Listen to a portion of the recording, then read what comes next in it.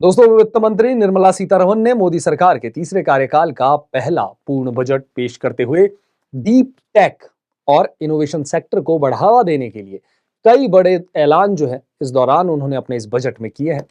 इनमें सबसे महत्वपूर्ण फंड ऑफ फंड्स की स्थापना का प्रस्ताव है, जिससे डीप टेक सेक्टर में निवेश को प्रोत्साहित किया जाएगा।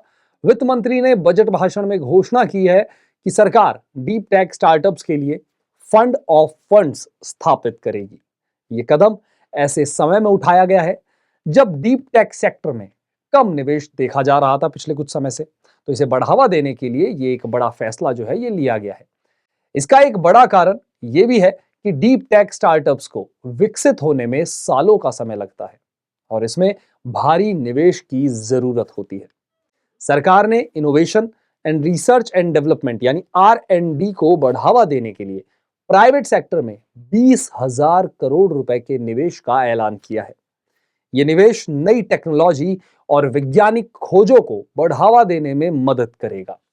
IIT और IISCs जैसे प्रतिष्ठित संस्थानों में रिसर्च को बढ़ावा देने के लिए अगले 5 सालों में 5 से 10,000 फेलोशिप जो है वो भी इस दौरान प्रदान करने की जो है वो योजना बनाई गई है सरकार के द्वारा।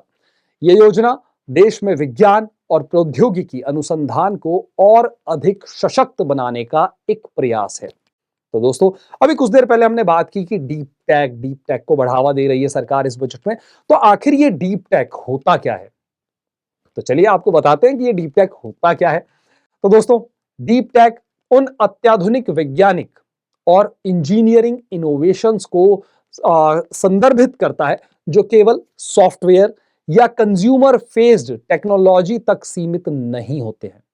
इनमें आर्टिफिशियल इंटेलिजेंस, AI जो हमारा आजकल बड़ा बूम में है, ट्रेंड में है, बायोटेक्नोलॉजी भी इसमें शामिल है, नैनो टेक्नोलॉजी भी इसमें शामिल है, रोबोटिक्स जैसी तकनीकें जो है वो सब इसके अंदर शामिल होती है। इन क्षेत्रों में रिसर्च और डेवलपमेंट में सालों का समय और बड़े पैमाने पर निवेश की जरूरत होती है। बजट में नेशनल जियोस्पेशल मिशन की घोषणा भी इस दौरान की गई है, जिसका उद्देश्य फंडामेंटल जियोस्पेस इंफ्रास्ट्रक्चर और डेटा डेवलपमेंट को और अधिक मजबूत करना है। इस मिशन के तहत लैंड रिकॉर्ड्स, अर्बन प्लानिंग और इंफ्रास्ट्रक्चर डिजाइन में सुधार किया जाएगा। सरकार ने शिक्षा क्षेत्र में आर्टिफिशियल इंटेलिजेंस यानी AI को एकीकृत करने के लिए centre of excellence in AI for education की घोषणा भी की है।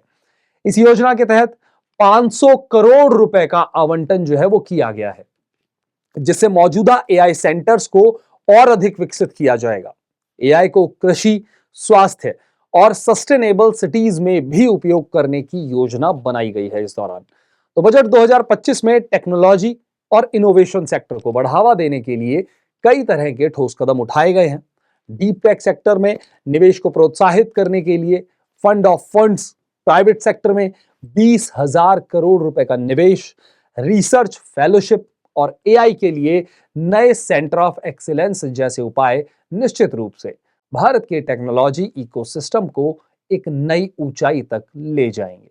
आज का बजट ऐतिहासिक बजट है जिसमें मिडिल क्लास को इनकम टैक्स की 1 लाख रुपए महीने से 12 लाख रुपए की छूट दी है और इनोवेशन के क्षेत्र में देखें तो डीप टेक फंड स्थापित किया है। स्टार्टअप को बूस्ट करने के लिए काफ़ी सारी योजनाएं लेके आई है।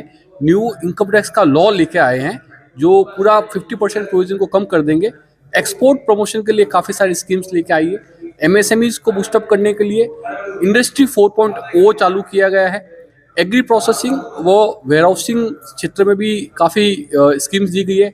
20,000 करोड़ रुपए का इनोवेशन फंड की भी घोषणा की गई है। इस तरह से बहुत अच्छा बजट है। बजट में एक सबसे खास बात यह है कि 12 लाख तक सरकार ने टैक्स माफ किया है और वो कहीं ना कहीं युवा के लिए बहुत अच्छा है। अगर मैं युवा की बात करूँ तो ये जो पैसा है, जो टैक्स बचेगा, वो सरकार के द्वारा इकोनॉमी में वापस आएगा और कंजम्पशन जो थोड़ा धीमा देखा जा रहा था पिछले साल तक, वो इम्प्रूव होगा, वो पैसा वापस आएगा और कंजम्पशन अच्छा देखा जाएगा। दूसरा, MSME पर सरकार ने बहुत बड़ा फोकस रखा है, इसको एक इंजन माना है। आज MSME जो एक बहुत बड़ा बैकबोन है इकोनॉमी का, उसमें बहुत सारी पॉलिसीज सरकार लेके आई है। स्टार्टअप के लिए, फर्स्ट टाइम वुमेन एंटरप्रेन्योर्स के लिए सरकार बहुत सारी स्कीम्स लेके आई है। अपस्किलिंग पे बहुत बड़ा फोकस है। आज हमारे युवा, आज हम बहुत यंग नेशन है और हमारा एक फोकस ये है कि हम युवा को अपस्किल भी करें। तो अपस्किलिंग के लिए सरकार 3 एक्सीलेंस सेंटर बना रही है, जिससे युवा अपस्किल हो पाएगा और अपस्किल होने के बाद एम्प्लॉयबल हो पाएगा और जॉब भी कर पाएगा, एंटरप्रेन्योरशिप भी कर पाएगा। तो बजट जो है प्रोग्रेसिव है, फ्यूचरिस्टिक है, फॉरवर्ड लुकिंग है। जो 2047 में हम बार बार बात करते हैं एक विकसित भारत के सपने की, उसकी नींव इस बजट ने अच्छे से रखी है। बहुत सारे ऐसे फॉरवर्ड लुकिंग वो हैं। अगर मैं हेल्थ केयर इन पर्टिकुलर की बात करूं तो एक इम्पॉर्टेंट अनाउंसमेंट है जिसमें मेडिकल सीट्स जो हैं वो बढ़ा रहे हैं। आज देश में डॉक्टर्स की ज़रूरत है, तो 75,000 नई सीट्स अगले 3 से 5 सालों में बढ़ाने का ऐलान बहुत अच्छा है।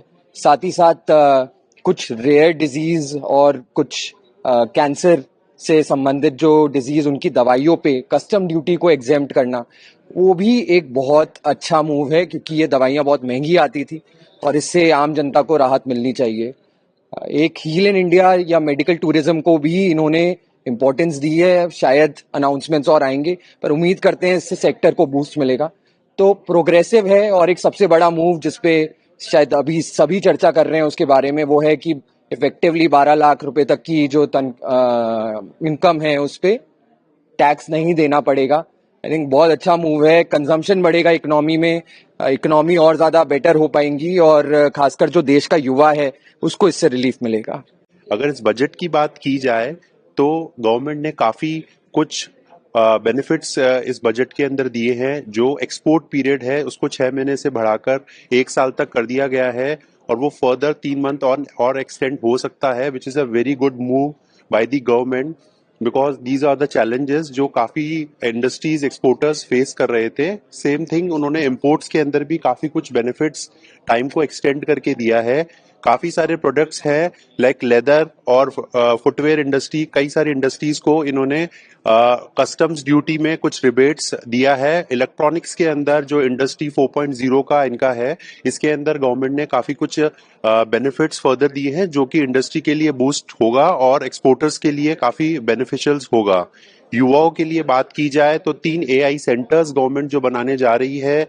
कनेक्टिंग इंडिया की बात की जाए तो गवर्नमेंट 120 न्यू एयरपोर्ट्स के लिए ऐलान किया गया है, जो कि बहुत ही पॉजिटिव मूव है गवर्नमेंट के द्वारा।